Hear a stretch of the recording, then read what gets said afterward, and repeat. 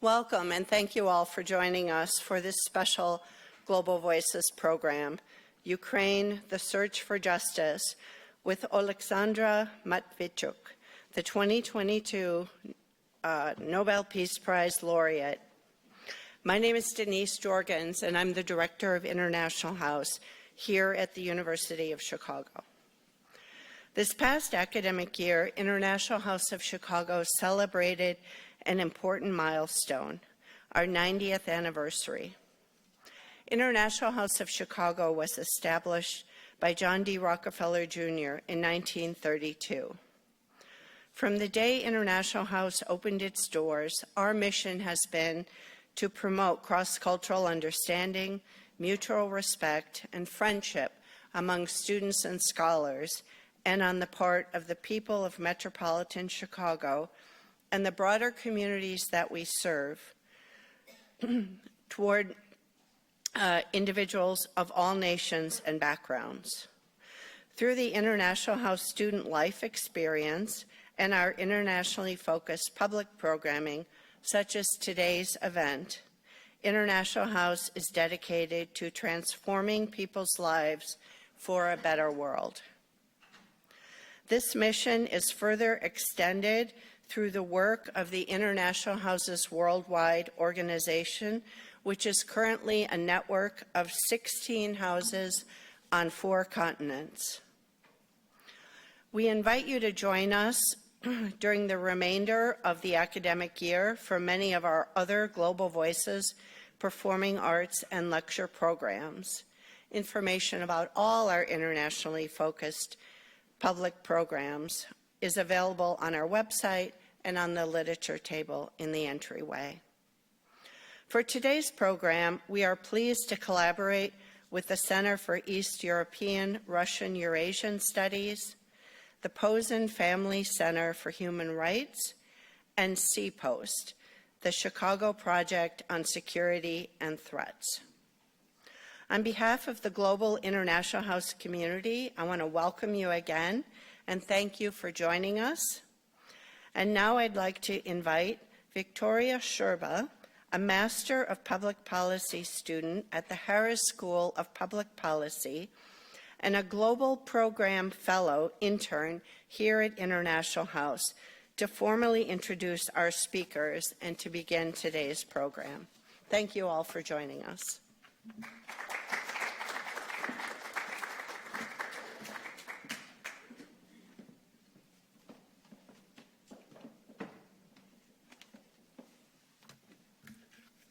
Thank you, Denise, and good afternoon, everyone. My name is Victoria Sherba, and I'm currently a graduate student at the Harris School of Public Policy and graduate student Global Fellows Program intern here at the International House. It's a huge honor to introduce both our speakers today for today's program.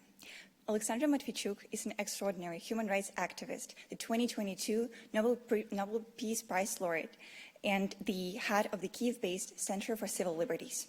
The activities of the Center for Civil Liberties are aimed at protecting human rights and defending democracy in Ukraine and the OSCE region.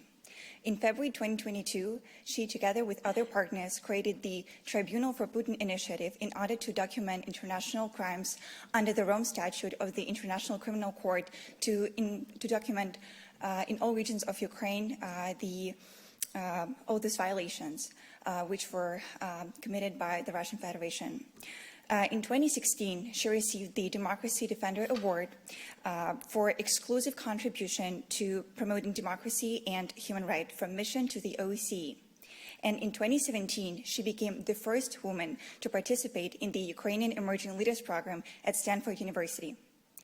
Joining her in conversation is Robert Pape, Professor of Political Science and the Director of the Chicago Project on Security and Threats at the University of Chicago.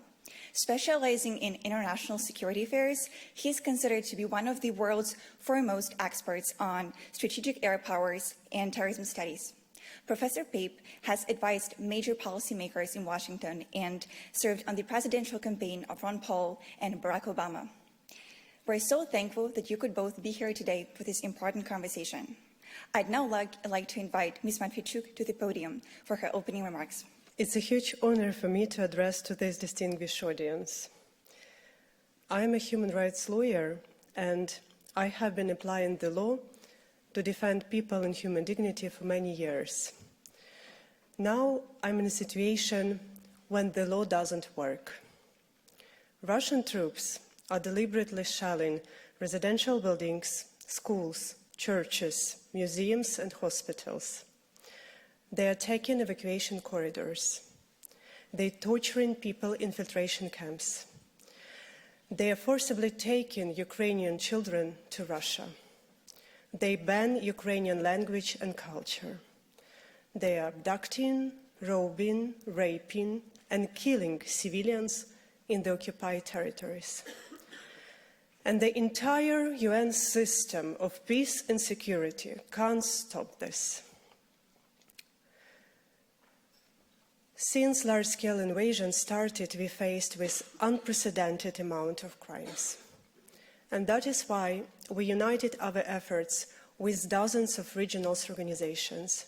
We built all-Ukrainian network of local documentators, which covered the whole country, including the occupied territories. And working together only for the 2 years of this war, we jointly documented more than 68,000 episodes of war crimes. And this is a huge amount, but still a tip of iceberg, because Russia uses war crimes as the methods of warfare. Russia deliberately provides enormous pain to civilians in order to break their resistance and occupy the country. So, to be correct, we are documenting not just violations of Geneva and Hague Conventions. We are documenting human pain. Like in this story, which I want to share with you. This is a story of 10-year-old boy Ilya Matviichuk from Mariupol. When Russians tried to siege the city, they didn't allow International Committee of Red Cross to evacuate civilians there. And that is why Ilya and his mother, like other people in Mariupol, hid in the basement of their building from the Russian shelling. They melted snow in order to have water, and they made a fire to cook at least some food. But when supplies ran out, they were forced to go out, and suddenly they appeared in the center of Russian shelling. Ilya's mother was hit in her head, and the boy's legs was torn. With the last strength, his mother took her son to the friend's apartment. There was no medical assistance, because prior to this, Russians deliberately shelled maternity hospital and destroyed the whole medical infrastructure in Mariupol. So in this friend's apartments, they just were lying in the couch and hugging each other. And they were lying like this for several hours. And this 10-year-old boy, Ilya, told to my colleague that his mother died and got frozen right in his hands. I have one question. How we people who live in 21st century will defend human beings, their life, their freedom, and their dignity? Can we rely on the law, or does just brutal force matter? The answer to this question is important not just for people in Ukraine, in Syria, in Iran, in Nicaragua or Sudan. The answer to this question will define our common future. I don't know how historians in future will call this historical period, but we happen to live in a rather challenging time. The whole international UN system, which is based on UN Charter, international law, is collapsing before our eyes. This system was established after the Second World War and provides for several countries unjustified indulgences. The work of Security Council is paralyzed. And if we will not change something in the near future, it means that such kind of fires, like wars, will appear more and more frequently in different parts of the globe, because the international wiring is faulty and sparks everywhere.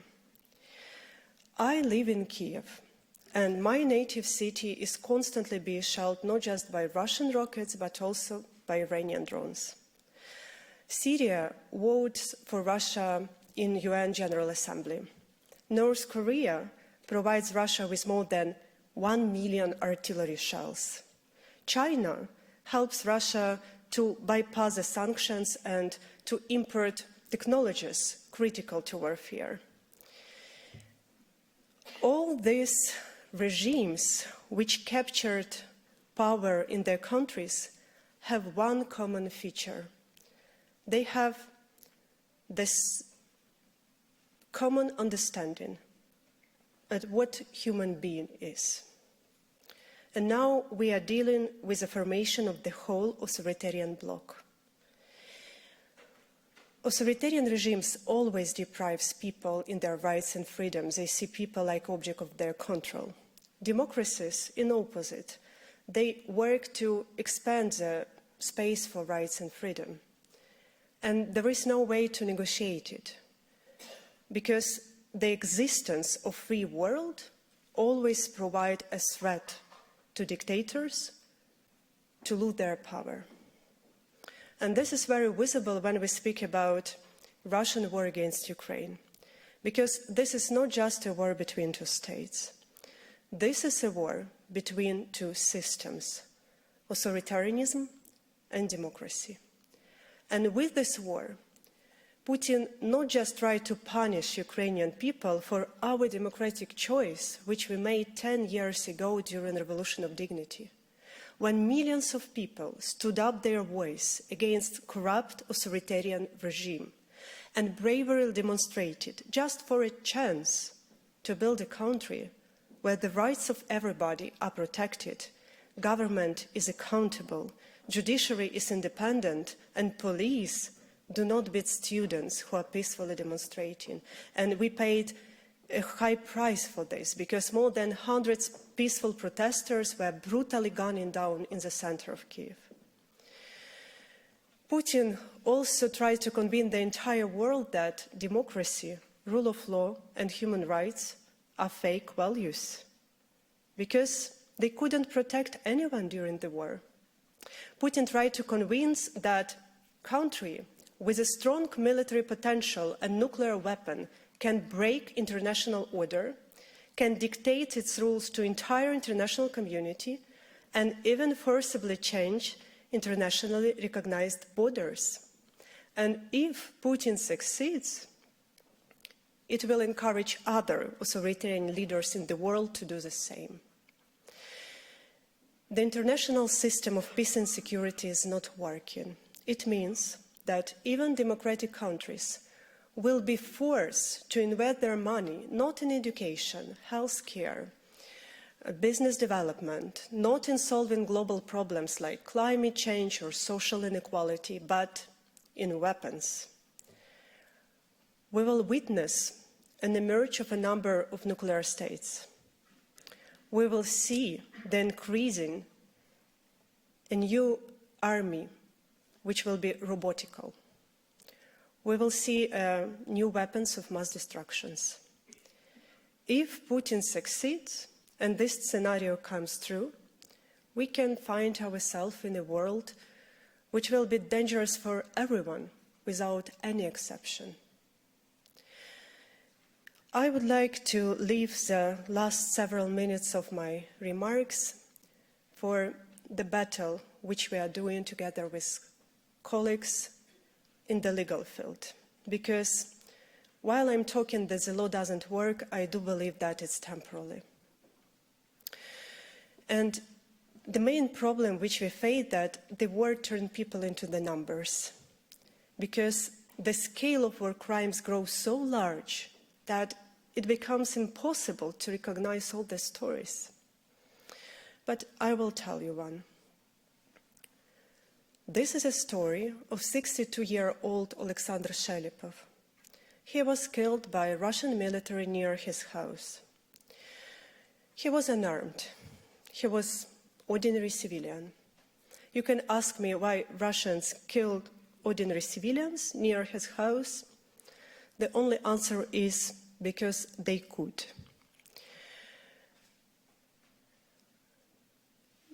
The trial got a huge attention from the international media only because it was a first court trial after large-scale invasion.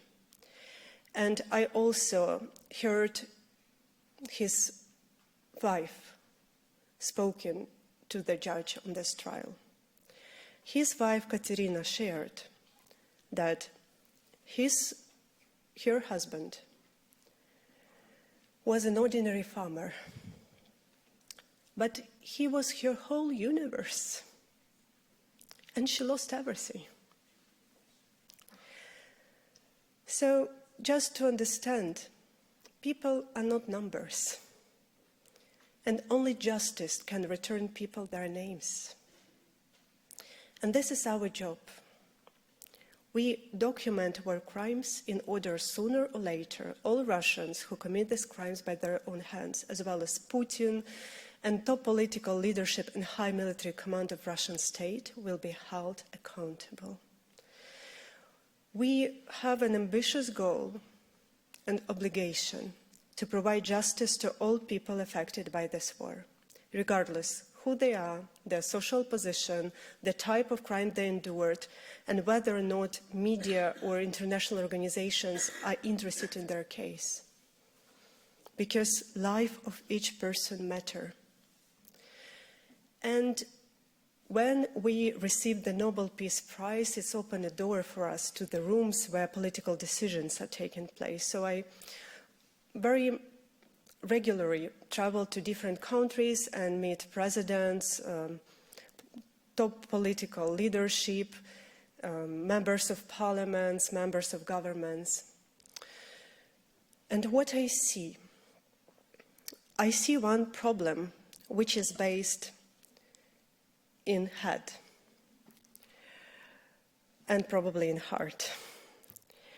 But just to explain this problem, if we want to prevent wars in the future, we have to punish the states and their leaders who start such wars in present. It's common sense. But in the whole history of humankind, we have only one such a precedent, and it was Nuremberg trials. And I see that these politicians still look to the world through the lens of the Nuremberg trials, when Nazi war criminals were tried only after Nazi regime had collapsed. But we live in a new century. And in a new century, justice must be independent of magnitude of Putin's regime's power. There is no necessity to put justice into dependence of how and when this war will end. We cannot wait. We must establish a special tribunal on aggression now and hold Putin, Lukashenko, and their surrounding accountable.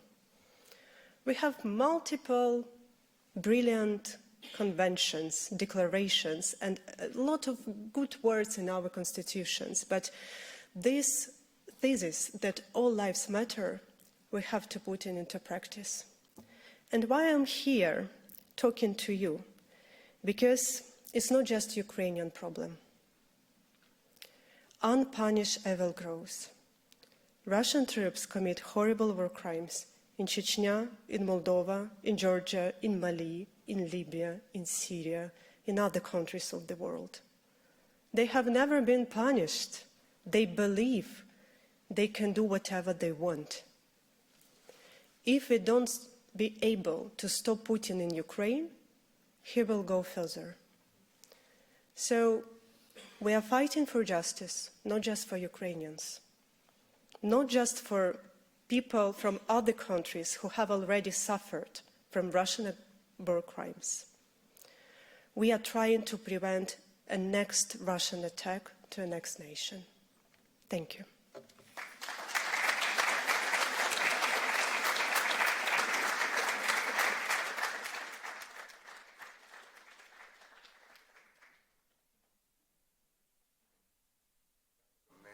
That was amazing. Thank you. Yes, please have a seat. We are just absolutely thrilled to have you here. Many of us will know about you from you winning the Nobel Peace Prize in 2022, but you are on the front lines. You are on the front lines of so many things, on the front lines of justice for Ukraine and for the world. But you're also on front lines in this war. Kyiv is a target. Every few days, rockets, missiles come into Kyiv. You live in Kyiv. Will you give us a sense of what it's really like for you as a human being to live under that threat? I'm still lacking the proper words to describe what does it mean to live during the large-scale war. Because the war probably is the most horrible things which can happen in human life. To live during the large-scale war means that you live in total uncertainty. You can't plan not just your day, you can't plan your next several hours because you have no idea when the next Russian air attack will start. To live during the large-scale war means to live in total uncertainty. A lot of our friends, colleagues and relatives joined Ukraine armed forces to defend our freedom, our country, our people and our human dignity. But even if you have no one from your circle, closest circle in Ukraine armed forces, you still live in this fear because there is no safe place anymore where you can hide from Russian rocket.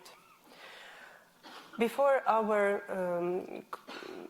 event, we had a brief conversation and I mentioned to you the words of my friends who live in Kharkiv and the duration of explosion and moment when Russia sent the rockets, it's just 32 seconds. So you have no possibility even to hide. And she wrote on Facebook how she discussed with her friends something which became a part of daily life in for Ukrainian people, that I go to bed with clothes because when rescuers will try to find me in the rubble of my residential buildings, I don't want to be naked. Or her friends told her that I have a beautiful new earrings, but I'm afraid to wear it because my old earrings are memorizable for my family.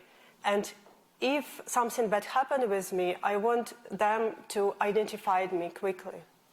So this is conversation between people who live in peaceful city under the constant threat of Russian rockets. But not to conclude on the sad note, I also want to add that I would never wish any nation to go through this experience because once again the war is horrible, but these dramatic times provide us an opportunity to express the best in us, to be courageous, to fight for freedom, to make a difficult but right choices, and to help each other.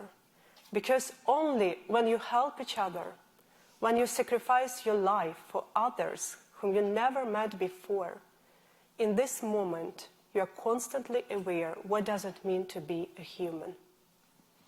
Thank you for sharing those personal touches, because I think many Americans, we see pictures of things far away, but to really hear from you personally, going to bed in clothes for that reason, that's really valuable, I think, for us to hear. And thank you for sharing that with us.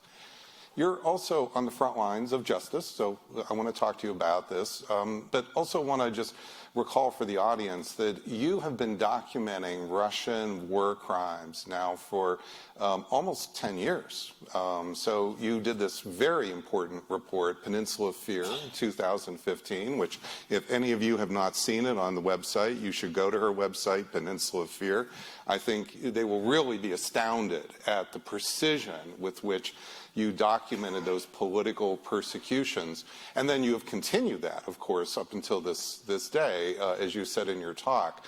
But this also gives you a very unique window into Putin, a very unique window into Putin.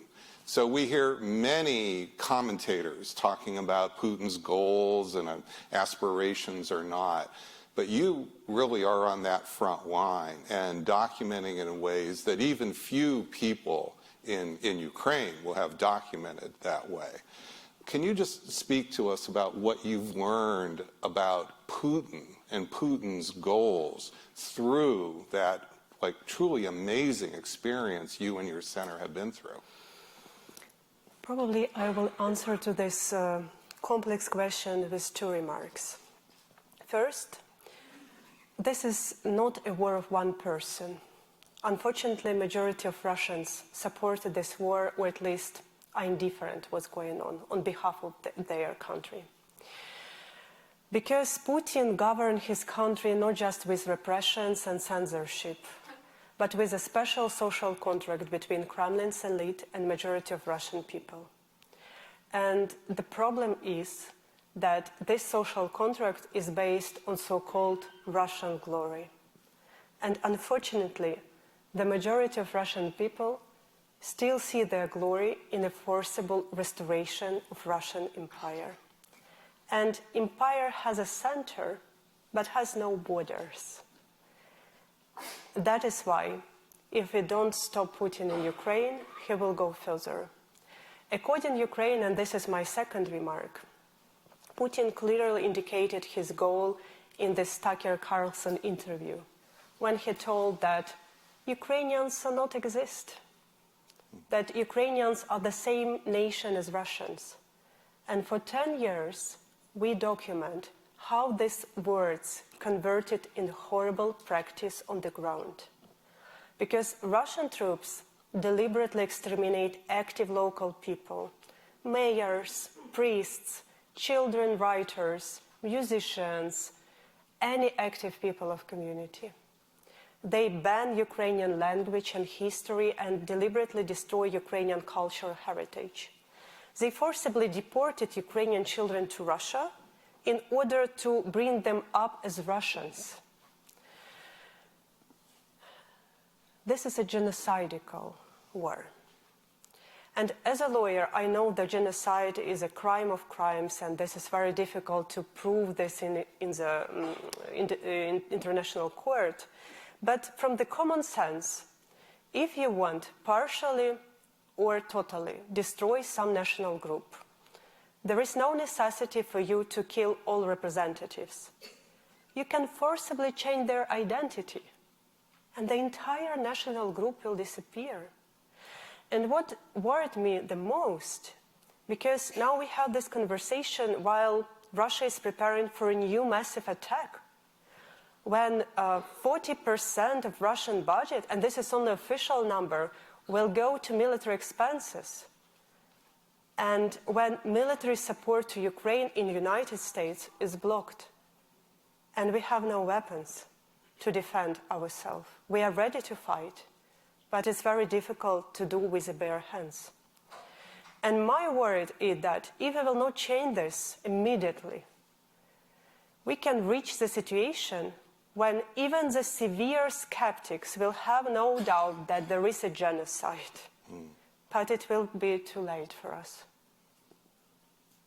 So one of the most ambitious things you're doing is you are calling the world to push for justice during the war. As you said in your talk, and as you said elsewhere, too often in world history, the world reacts for justice after a war is over.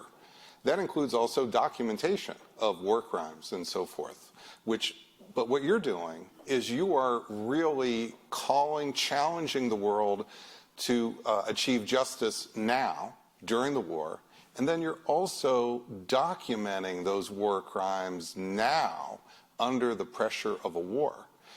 Would you tell us a little bit about, you mentioned it briefly in your talk, but would you tell us a little bit about the challenges that you face in that documentation, because as you laid out, this is a massive number, nearly 70,000 that you've documented, and I suspect there's more to come.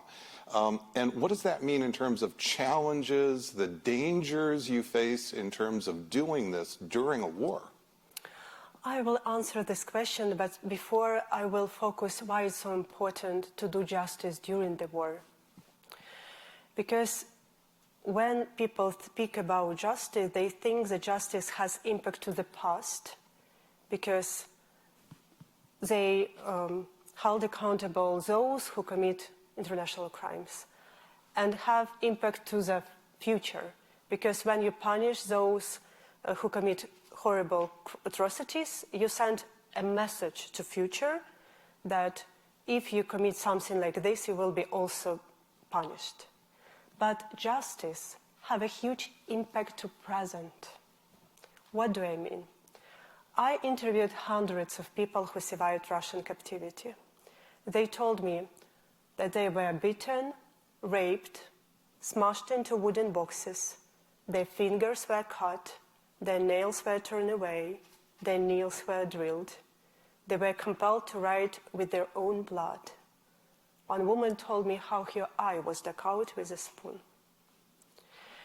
And their perpetrators were confident that they will avoid punishment, because they did the same in Chechnya, in Georgia, in Syria, in Mali, in Libya, and will have never been accountable. So if even a part of Russians start to think that probably this time they will not avoid punishment, that they can't hide from this abstract Putin figure, that they will be held to criminal responsibility for those what they do with their own hands, it will have a frozen effect to brutality of Russian behavior. And when we speak about large-scale war, it means that we can save thousands and thousands of lives. And what the most difficult challenge for me, I'm a person with a huge empathy to people. In nightmare, I can imagine that I have to document war crimes for 10 years. It's very painful. You can't be indifferent. You can't be professional enough to hear the story which I mentioned, 10-year-old boy Ilya, how he hugging his mother and she died, without emotions, because we are human beings. And when you're faced with such enormous amount of pain, sometimes you feel that this pain burns you out, literally. It's very difficult, frankly speaking. That's why in our field, a lot of people can't stay for long. I'm doing this for 10 years, and I know how many people stop doing this, because the main question which we ask ourselves, not just how to document it, but how to stop it. This is the main question. So you spoke quite eloquently about the pain. I want to talk about courage. And I'm really struck, in preparing for this. I knew about you before, but of course I learned a lot more. But I'm especially struck by, I can't even imagine the courage it would take to lay out against Vladimir Putin all of the things you want to do to punish Putin. So you don't just want to punish Russia. You don't just want to generally sanction a country. You are on the forefront of identifying crucial steps that the international community should take, diverting of money. There's all kinds of detailed steps that I don't think it's so much the individual details as much as I can't imagine anybody outside of Russia who's a bigger challenge to Putin. That's got to take some incredible courage. Where does that courage come from? I know from my own experience that when you can't rely on international system of peace and security or legal mechanisms, you can still rely on people. We get used to things through the categories of states and interstate organizations, but ordinary people have a much greater impact than they can even imagine. Look to Ukrainian example. When Putin started large-scale war, not just Russia, but also our international partners thought that we have no capacity to resist because Russia is so enormous opposing power. Russia was 11th economy in the world. Russia has strong military potential, nuclear weapon, and much bigger population. And that is why even international humanitarian organizations evacuated their personnel. They left us alone. But ordinary people remained. And ordinary people started to do extraordinary things. It were ordinary people who helped to survive under artillery's fire. It were ordinary people who took people out from the ruined cities under the Russian shelling. It were ordinary people who broke through the encirclement to provide humanitarian aid. And suddenly, it became obvious that ordinary people fighting for their freedom and human dignity are stronger than even the second army in the world. Ordinary people can make history. And this is a source of my optimism. So you are coming at a time now when ordinary people are needed for Ukraine as perhaps never before in the last 2 years. We hear from virtually every military analyst, whether it's The Economist, CNN, that this is really becoming quite a trying, you might even say dire time for Ukraine. I know you're not a military expert, but you know, in the first effort by Putin to conquer the whole country, that failed. But then he didn't give up. He tried again. That didn't work very well last year. Well, now he's spent 2 years building up his forces.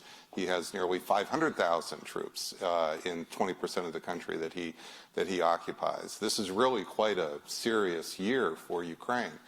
So I want to come back, though, to the connection with justice before we talk about military support for Ukraine. You've made a very powerful case that it's crucial not to wait until after a war to pursue justice. In many ways, this is the most difficult challenge this year to pursue justice because the tables are actually turning against Ukraine. How do you think about these competing goals, desires for justice and stability and security? How do they, especially this year, how are you thinking about the tensions between these? I know that justice is precondition to peace in our part of the world, where Russia for decades uses the war as a tool how to achieve their geopolitical interests, and for decades uses war crimes as the method how to win this war. You can open and read the brilliant report of our Russian human rights colleagues memorial, which is banned in Russia.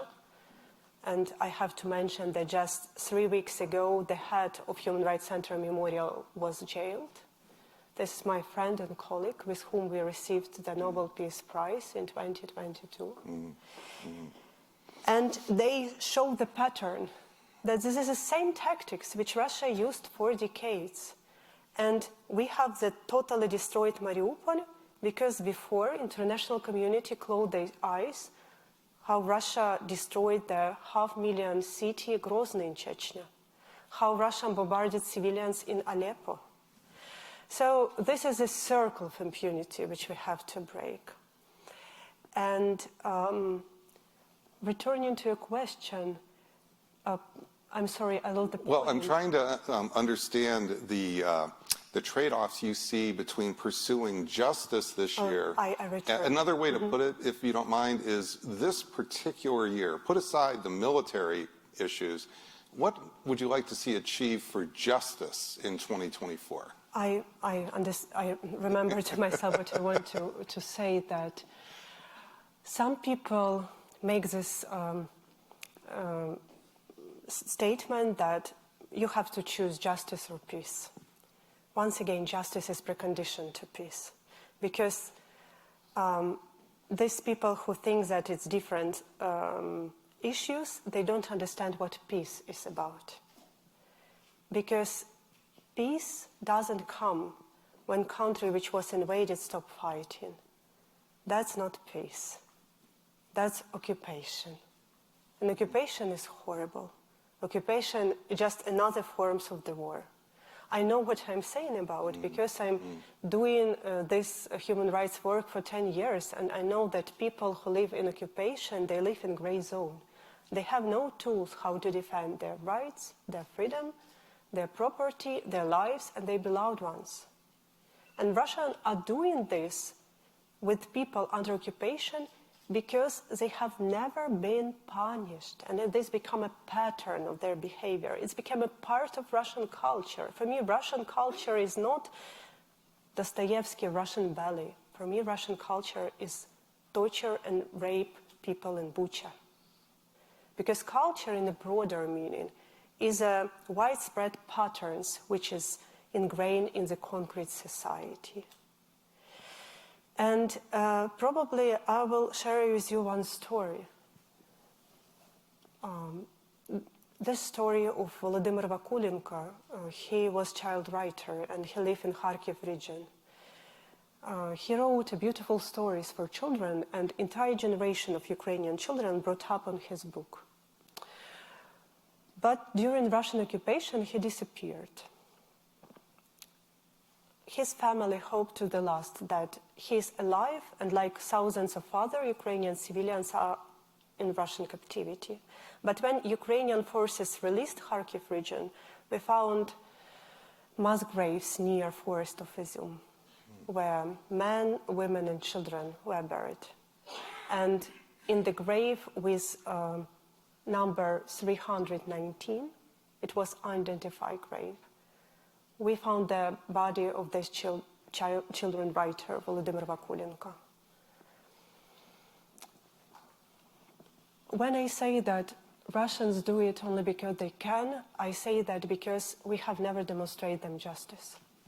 So if we want to stop this behavior and have a sustainable peace, which means that you can live without fear of violence, you can have a long-term perspective, we have to demonstrate justice. We must to demonstrate justice.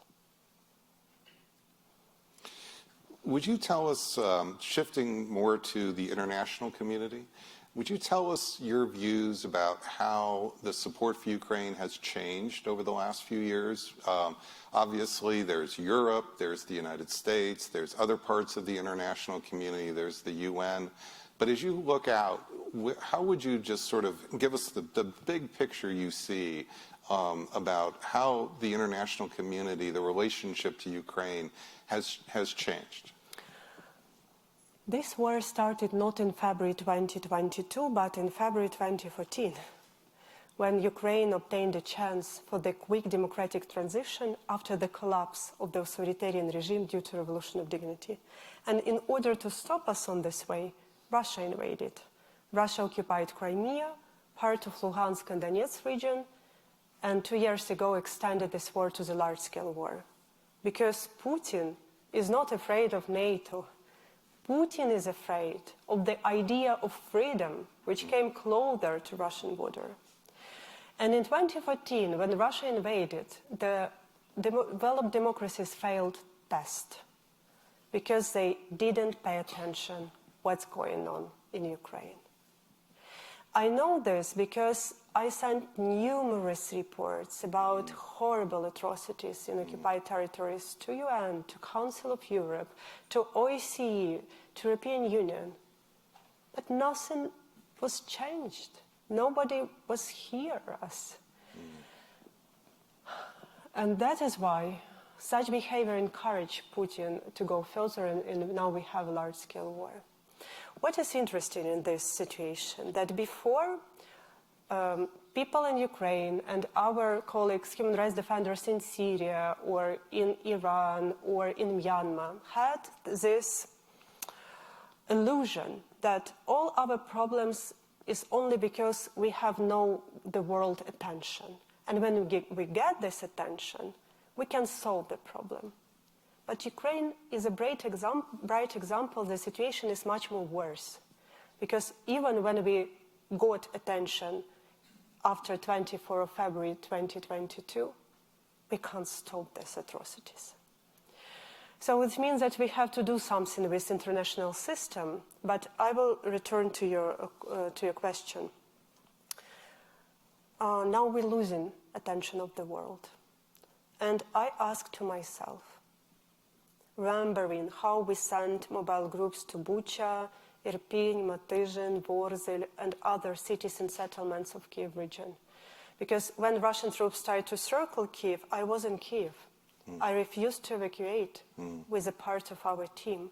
So we were able very quickly to send these mobile groups there, and that is why we saw on our own eyes the dead bodies of civilians who lay scattered around the streets until liberation.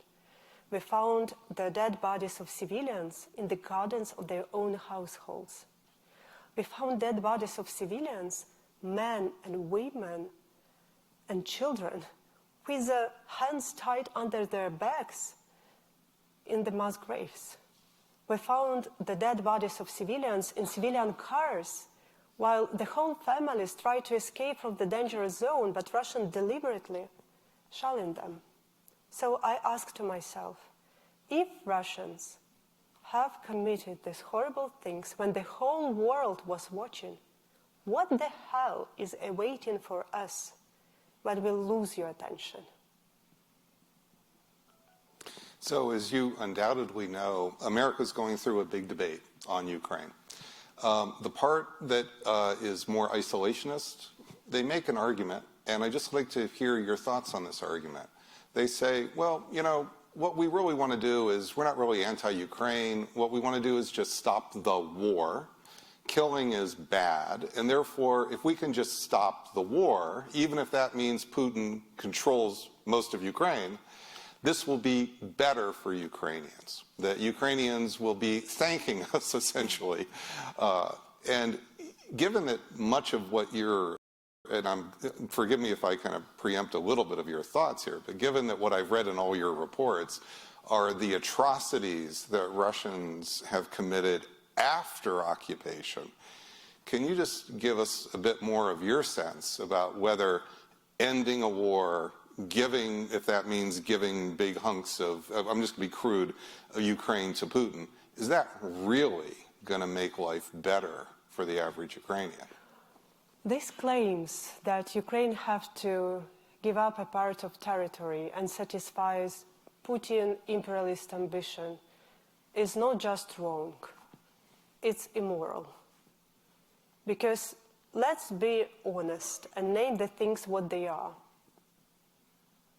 Russian occupation means torture, enforced disappearances, rape, denial of your identity, forcible adoption of your own children, filtration camps, and mass graves. We have no moral rights to leave our people alone for torture and death. It's our neighbors, it's our colleagues, it's our friends, it's our members of the families. Ukraine in this war fighting not just for territories. First and foremost, we are fighting for people who live there. But it's also wrong policy, because Putin will not stop. Let's remember the near past. When Russia occupied Crimea and part of Lugansk and Donetsk region in 2014, Ukraine has zero chance to return these territories. How Putin used this 8 years? He built a powerful military base in Crimean Peninsula. He prepared his economy to bypass the sanctions. He planned this mass-scale invasion. He trained his troops and he attacked. Because those people who told this, either they are cynical or not professional. Because empire has always one nature. If empire has energy, empire will expand it. If empire has no energy, empire will wait for time when she has this energy to be expanded. So Putin will be stopped. Stop only when he will be stopped. And we have no chance. Once again, Ukrainians want peace much more than anyone else. But that's not peace. That's occupation. I just think it would be amazing if you could do a New York Times op-ed explaining that critical point.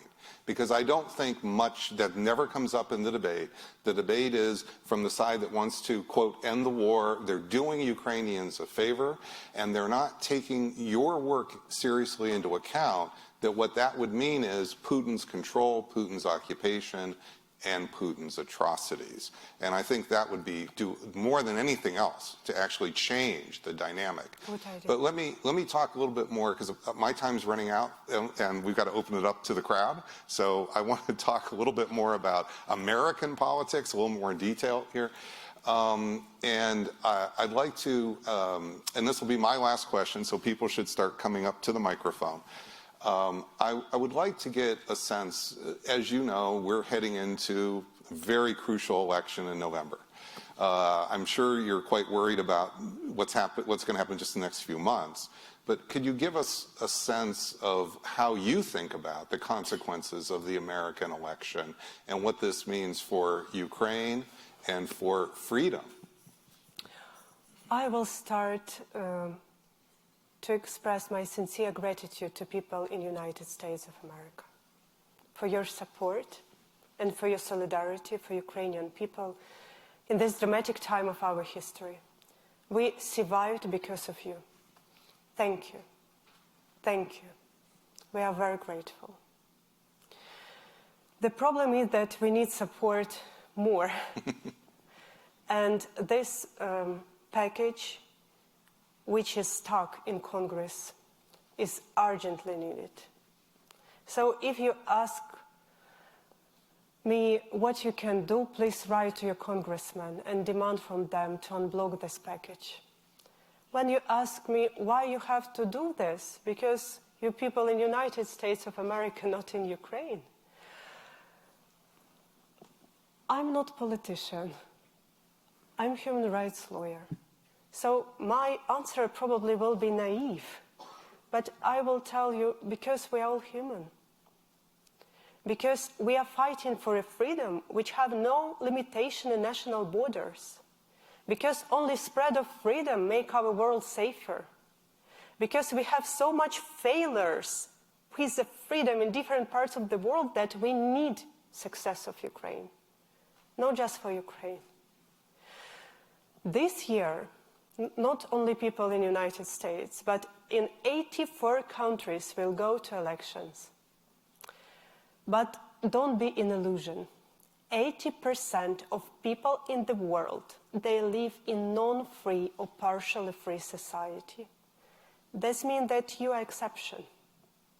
Because the people who have a real right to vote for whom they want to vote, a real right to say what they want to say, the real right to love whatever their hearts tell them to love, the real right to choose what gods they want to pray are minority.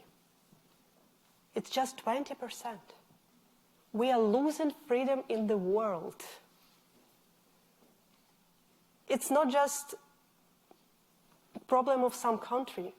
It's a problem of our generation. It's a problem of our challenging times, because the problem is not that, in fact, that in authoritarian countries, the space of freedom is shrinking to the size of the prison cell. The problem is that even in well-developed democracies, the political forces who start to put into question the Universal Declaration of Human Rights gain weight. It means that people in these well-developed democracies forget what does it mean to defend democracy, human rights, and rule of law.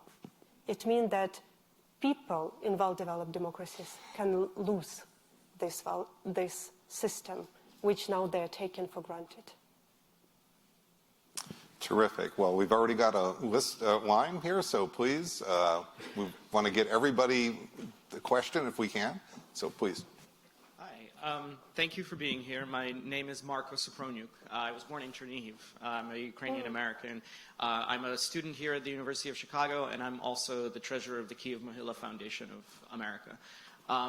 But my question is actually on that last point that you were making about, we're talking about democracies and autocracies. When you travel the Western world, kind of developed democracies, do you see the appeal that authoritarianism seems to have to some people in the West? Why do you think it seems to have that appeal? Why are people giving up on democracies? And what would you want people in the democratic countries to understand better? Thank you for this question. It's not easy to answer briefly, but I will try. The first reason is that the current generations inherited democracy from their parents. They have never fought for this. They started to take freedom for granted. They became consumers of democracy. They start to see freedom like a possibility to make a choice between different cheeses in supermarket. But freedom is very fragile. You can't attain human rights once and forever.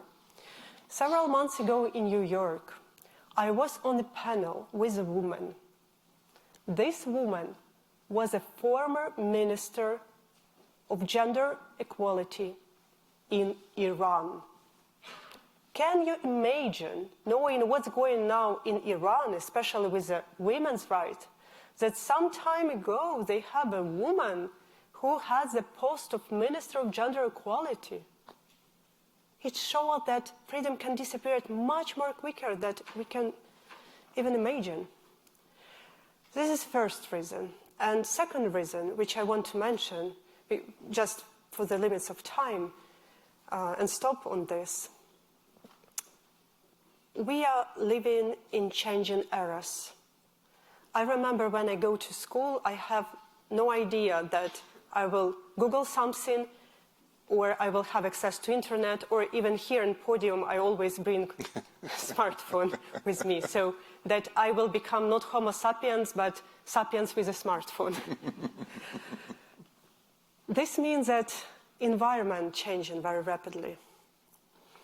And this means that we feel a huge burden, especially with information, with all these new developments, which is very difficult to adapt and to get used. And this provoke the very natural response from people around the world. They start to demand quick and simple solutions. But world not simple. And this is a very wrong approach. But with this approach, people start to vote for the politicians who promise them simple and quick solutions. What I want to say that if you have a runny nose, probably you can treat this illness with jumps. At least it don't harm your body. But if you have cancer, the price of such simple solution and delay of actual therapy will be very high. We can't afford now such attitude to the world, to our own life, to our states, to such complex phenomena as freedom is. Great. Robert? The Biden administration has insisted that changing borders by conquest cannot be allowed, but Putin has successfully used the threat of going nuclear to deter the United States from providing Ukraine with the weapons that could have made Russia's presence in Ukrainian territory untenable. And so this is a huge contradiction. That some people say that this is just what the United States did during the Cold War, threatening to go nuclear to deter a Russian conventional attack. But it's not really opposite at all, because Putin is using nuclear weapons to provide cover for the success of a conventional attack. So I would put to, I guess, both of you a question. Should the Western allies supporting Ukraine call Putin's bluff, if it is a bluff, And isn't this just like during the Cold War, people said that the threat to defeat, the realm of freedom by nuclear weapons should not stand, that we have to risk actually a nuclear war to prevent the extension of the Soviet Empire. And so how would you deal with this contradiction? Would you call Putin's nuclear bluff and arm Ukraine to oust Russia and take the risks that entails? Thank you for this question. I'm not very deeply familiar with American history, but I know that one great American president told that Russia tried to govern the world not with nuclear weapon, but with a threat of nuclear weapon. Just with a fear. And let me remind you that the people who are afraid the most is Putin himself. Probably you saw in the internet this picture during the COVID time when he has this long chair. Yes. And he sits in one corner, Yep. and his minister in another corner. He's afraid about himself. And he has this logic, which every dictator has. He attacks only weak. He afraid of the strength. And when the world demonstrates strength, he will not go further. But even if we will have an opposite situation, I do believe that it's our moral obligation to fight with evil, regardless of threat, because the alternative is worse. What we want to say with this example, that if you have nuclear weapon, you can do whatever you want. Wait, just in several years, dozens of countries will produce nuclear weapons. Because this is a wrong signal. We will not solve this problem. We will just increase this problem and make this in such scale that we can't solve it anymore. That is why it's a moral and pragmatical approach to fight with evil and to stop it, regardless of the fear. Hi, my name is Masha, and I'm Russian. And first of all, I'm really sorry for everything that Ukrainians are going through. Thank you for coming here, for sharing your insights. I wanted to ask, what are your thoughts on peace building? On peace building between Russia and Ukraine? Because I know how much resistance there is within Russia. That is not always in mass media. And there are many Russians who are seeking for peace with Ukraine, and at the same time we do realize what Russia has done to the country, and many Ukrainians are not really willing to seek peace with us. So what do you think about it? Thank you for this question. And I will start to answer with highlight my huge respect to Russian human rights colleagues, with whom we are working for decades. And I intensify our work when the war started in 2014 and working on a daily basis when Putin extended this war to the large-scale war. They are very brave people because they are going not just against Putin's regime, but against the majority of public opinion in Russia. And this is a very vulnerable situation when you have to counter not just authorities, but your own people. So I'm very grateful, and I don't know when we have opportunity for so-called national reconciliation, but this resistance of this tiny minority in Russia is the only basis for possible future national reconciliation. But why I can't answer to your question properly? Because Russia don't want peace. Russia wants to succeed in their vision, what is Russia is about. And people in Russia, in their majority, and I very deeply follow all independent sociological survey, said We are ordinary people. Government know better what has to be done. If Putin started this war, probably he is right. And the most horrible for me answer was, probably it was a mistake, but if we started this war, we have to win it. With such intent, we can't speak about peace, because people who want peace in Russia is a tiny minority. Other people want something which authorities will tell them that they want. But how we can all together avoid this critical situation? I mean, we Ukrainians who are fighting for peace, and brave Russians who, in these difficult circumstances, trying to do everything which they can to resist this bloody war. And I refer to, once again, to the words of my brave Russian colleagues. Because, like in any honest people in Russia, they faced with enormous persecutions. Russian human rights organization closed, they labeled like foreign agents, part of them have to leave the country, some of them have already been jailed, some of them are preparing for jail, so it's very dark times for these people. And when I ask them how we Ukrainians can help you in these circumstances which you face, they answered, if you want to help us, please be successful. Because only success of Ukraine and military defeat of Russia will provide a chance for democratic future of Russia itself. Not a guarantee. There is no guarantee in our life, but a chance. And this is a huge luxury to have a chance. Россия будет свободной. Please. Hi, you mentioned a few times that you believe this is a genocide, and as you probably know, the International Court of Justice has ruled that there is a plausible genocide in Gaza right now, and the UN put out a report asserting that Israel is committing genocide.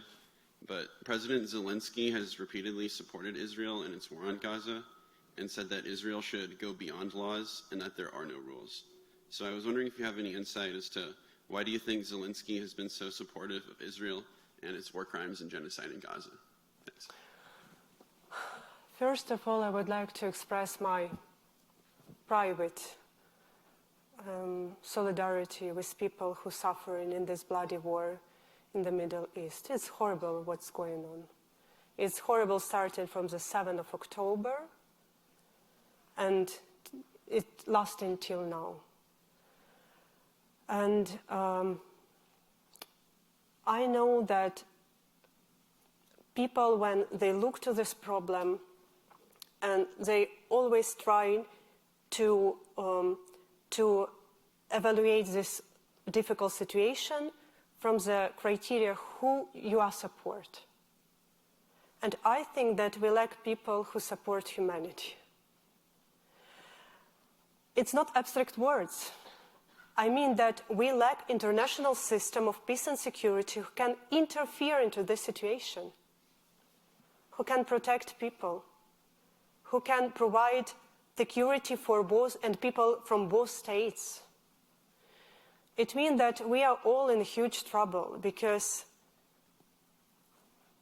this system is not work neither in Syria nor in Ukraine, not in Middle East, and that's why people are suffering. And it's a pity, but I will predict that such fires will emerge more and more often in different parts of the world. And this means that we have to do something with it. And there are several strategies. We can compete for attention, and we all will fail. Or we can do something which our Syrian human rights colleagues did. When large-scale war started, Syrian human rights defenders sent me a letter, and they told me, we are with you.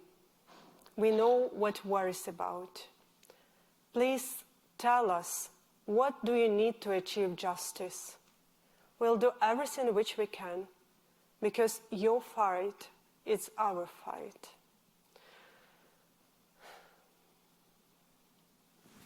And I think this may be the last, are we, yes. Okay, we'll squeeze you in, yes. Thank you so much for your lecture and what you have said to us. I lived in Kyiv for 19 years, and I just came back in March, and I'm going back in May. And the Ukrainian people are just really amazing. And the people are students from Kyiv-based Academia, is the people we serve. I was a missionary in Ukraine.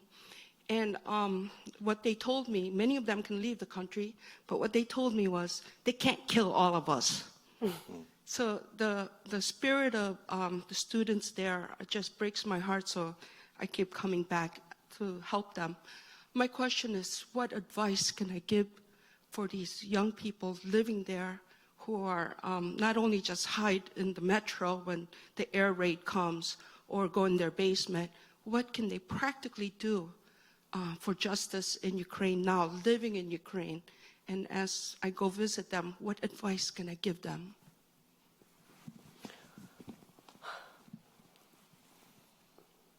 It's a difficult question. We have Ukrainian proverb that I try to translate it into English, but mean that never give advice. It's a short version of this proverb, but I will try. I think in such circumstances, it's very important not to get this illness, which I called learned helplessness. When you see that you're ordinary people, you can do nothing, government better know what has to be done, there is no sense to do something because everything will be solved by people on a hill and something like this. Learned helplessness is illness because in reality, ordinary people can change history. And we have hundreds of examples in the history of humankind. We have the name which is recognizable in each part of the world, like Nelson Mandela, Martin Luther King, Mahatma Gandhi, a lot of others. Learned helplessness, it's illness which you have to overcome. And you can do it with your own strengths or with some rational arguments. And I know that people are limited rational, but I will provide this argument. During the Revolution of Dignity, we faced with the whole state machine.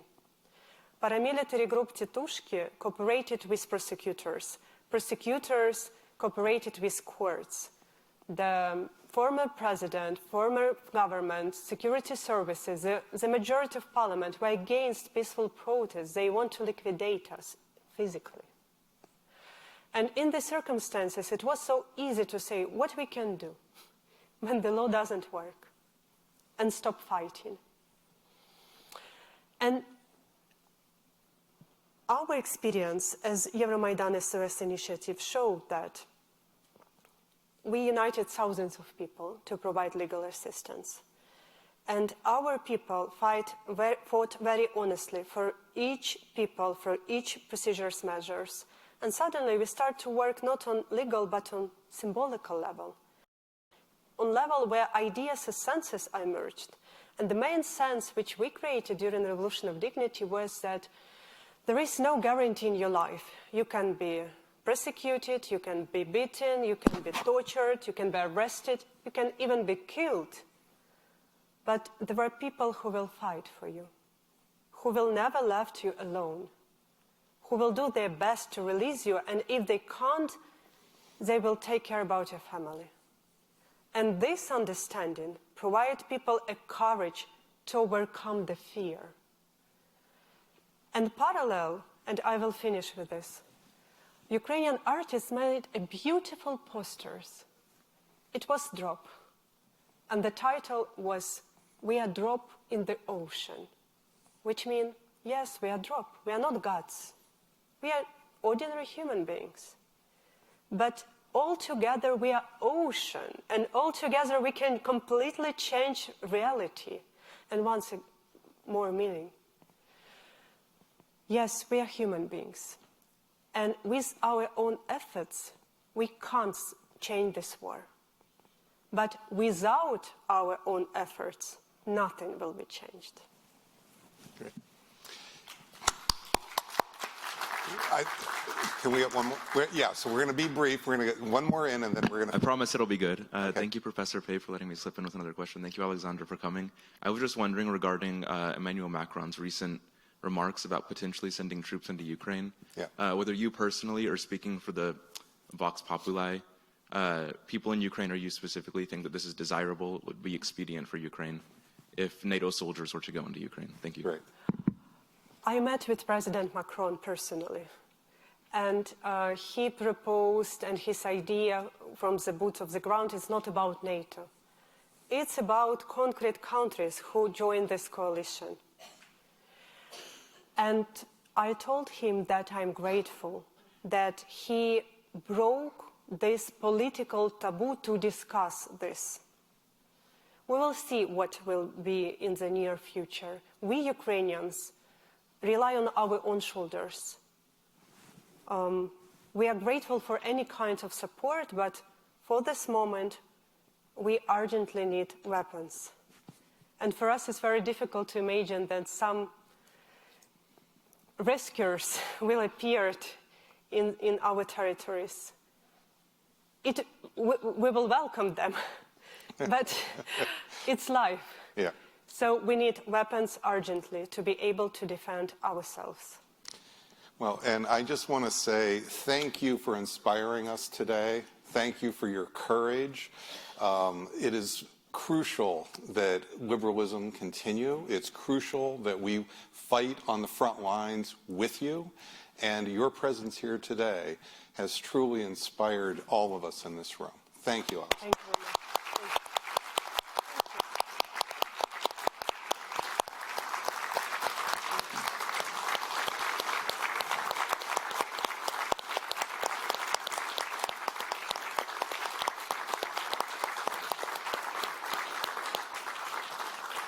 You were terrific.